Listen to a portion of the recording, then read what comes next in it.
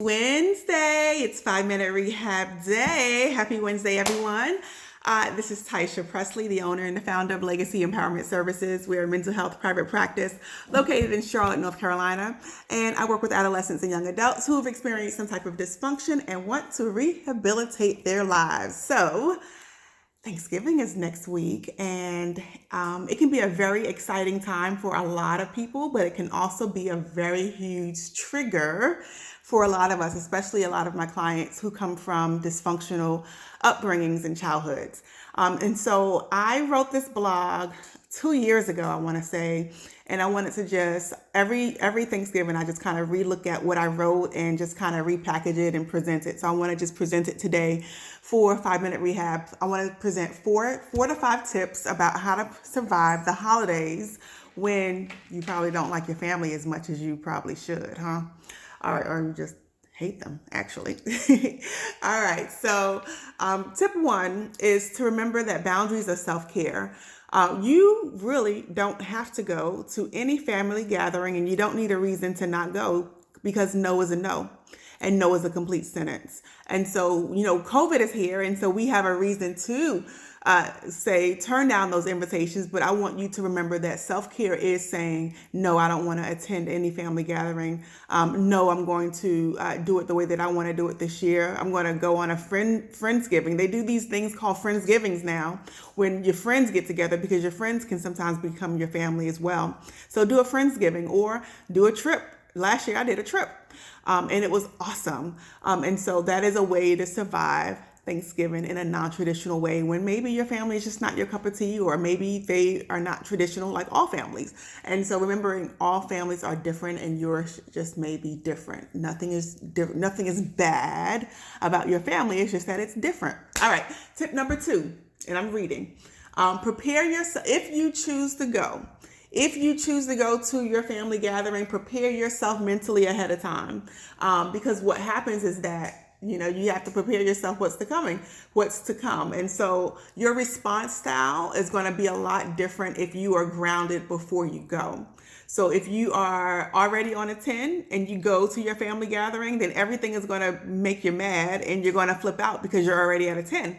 But if you're at a 1, if you're calm, if you're relaxed, if you're using your affirmations, then it's going to be a lot harder to get you off your game. Okay. So prepare yourself ahead of time. Live your best life. Do your little theme music before you go in that day. And you can feel free to have an imaginary friend with you the whole day singing in your head, okay? That's just a tip. Take it or leave it. All right. Number 3, remain in the moment. Okay. So sometimes as human beings, we have a tendency, because it's the way that our brain is wired, we have a tendency to live either in the past or live in the future. Sometimes living in the past can bring up a lot of feelings of sadness, regret, guilt, anger. A lot of those feelings come up when you're fixated on the past. When you're fixated in the future, a lot of anxiety comes up, all this kind of stuff. So if you just remain in the moment, just try to enjoy and milk every second of the moment that you're experiencing, you will find that you are finding yourself in a better position to enjoy the holidays with family members that may not be your cup of tea. So ground yourself in what's happening right now.